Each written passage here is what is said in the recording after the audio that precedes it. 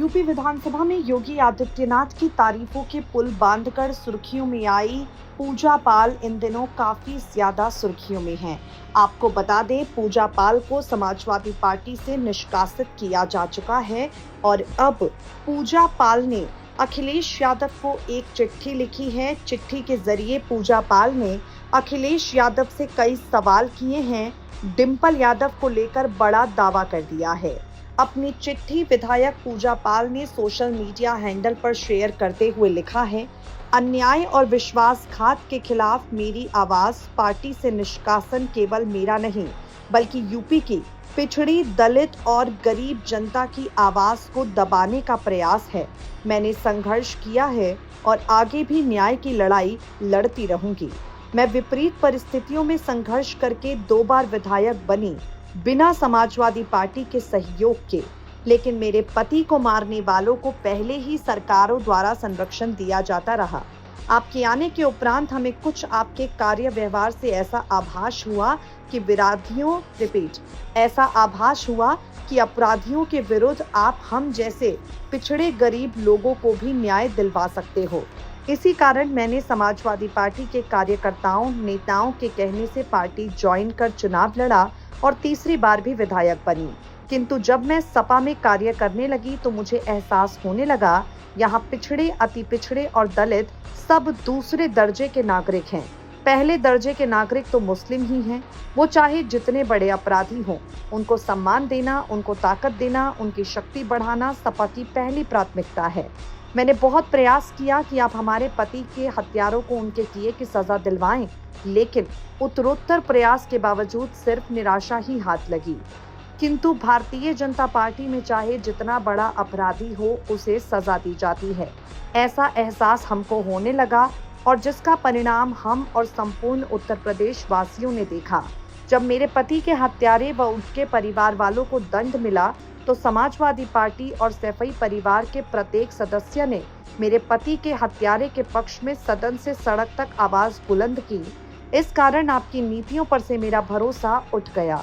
महोदय, आपने मुझे पार्टी से निष्कासित कर दिया। एक बार मैं ये कहना चाहती हूँ कि उत्तर प्रदेश की जनता पिछड़ी, अति पिछड़ी और दलित ये देख तो लेती कि हमको निकाला क्यों गया। कम से कम एक बार मेरे द्वारा पार्टी के भीतर किए गए गुनाहों की जानकारी देते हुए हमारा पक्ष भी मांगा जाना चाहिए था। और जब मैं अपने ऊपर आपके द्वारा लगाए गए आरोपों का जवाब आपको प्रेषित करती तो दोनों पक्षों, आपके निष्कासन के कारण और उस पर हमारा जवाब, यूपी की जनता कम से कम देखती, सुनती तो निर्णय ले पाती। क्या सचमुच आप संपूर्ण पीडीए के संरक्षक हो या सिर्फ पिछड़ों, दलितों को छलने का काम समाजवादी पार्टी कर रही है? यदि आपने मुझे भाजपा के राज्यसभा के प्रत्याशी को वोट देने के कारण निष्कासित किया तो मैं पूछना चाहूंगी कि हमारे निष्कासन के बाद अभी आपने कॉन्स्टिट्यूशनल क्लब दिल्ली के चुनाव में स्वयं भाजपा के प्रत्याशी को वोट दिया, तो आप हमें इस बात की सजा कैसे दे सकते हो? लेकिन ये आपका अहंकार ही है कि एक विधवा, अति पिछड़ी जाति की बेटी के भीतर आपको गुनाह दिखता है, और जब यही गुनाह आपकी पत्नी स्वयं भाजपा को कॉन्स्टिट्यूशनल क्लब में वोट देकर आती है तो वो गुनाह नहीं होता। आप, आपकी पत्नी और आपकी पूरी पार्टी ने बीजेपी को वोट दिया। ऐसे कई बार अवसर आए जब आपने कभी कांग्रेस को वोट दिलाया तो कभी बसपा को वोट दिलाया। आपने अपने स्वार्थ में अपनी सैफई प्राइवेट लिमिटेड कंपनी को चढ़ाने के लिए दूसरे दलों को वोट दिलाकर देकर समर्थन किया। अगर आप अपने स्वार्थ में ऐसा कर सकते हो तो 9 दिन की विवाहिता बेटी विधवा हो गई और उसको किसी ने यदि न्याय दे दिया और हमने इतने बड़े काम के बदले न्याय देने वालों को सिर्फ धन्यवाद दे दिया, तो मुझे पार्टी से निकाल दिया जाता है, जबकि ये भारतीय संस्कृति का हिस्सा है। महोदय, आप और हम दोनों ने बहुत करीब से देखा है कि आज़ाद भारत के इतिहास में मेरी जैसी बदनसीब बेटी कोई दूसरी नहीं होगी जिसके पति की सिर्फ इसलिए हत्या कर दी जाती है कि उसने संविधान और लोकतंत्र के आधार पर चुनाव जीता हो, किंतु जो हारा हो ये कहकर मेरे पति को मरवा देता है कि भले ही चुनाव जनता ने जितवा दिया, लेकिन मैं तुम्हें हरा दूंगा। पूजा पाल आगे लिखती हैं, इसी प्रकार आपकी सरकार जो संविधान बचाने का ढोंग करती है, अति पिछड़े परिवार की बदनसीब बेटी के पति के पार्थिव शरीर को अंतिम संस्कार के लिए भी नहीं दिया जाता। कल्पना करें अखिलेश यादव, आपके राजनीतिक जीवन में एक भी बेटी के साथ इस तरह की घटना नहीं हुई होगी, क्योंकि आप उसमें भी साथ नहीं दे सके। लेकिन नारी में शक्ति होती है, कभी दुर्गा बन जाती है और किसी से भी लड़ जाती है। मुझे माँ भगवती एवं मेरे आराध्य शिवजी ने ताकत दी। आप अतीक अहमद जैसे पापी के आगे झुक गए होंगे, लेकिन इतने दिनों में मैं कभी किसी माफिया के सामने न झुकी हूँ, न भयभीत हुई हूँ और लड़ती रही हूँ।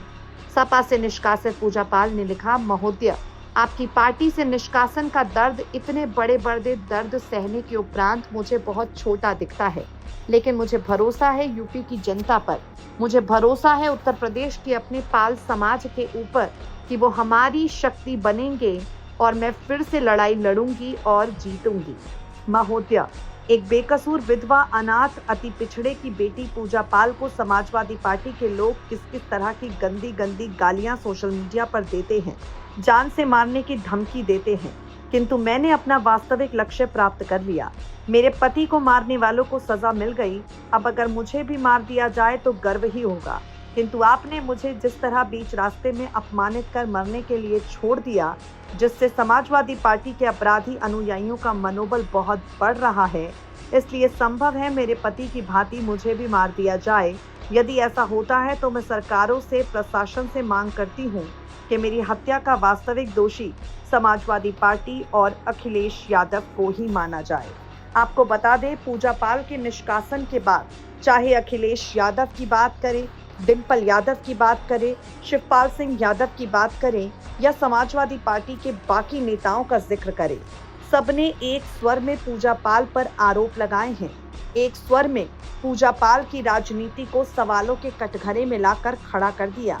लेकिन यहाँ पूजा पाल ने आवाज उठाई है।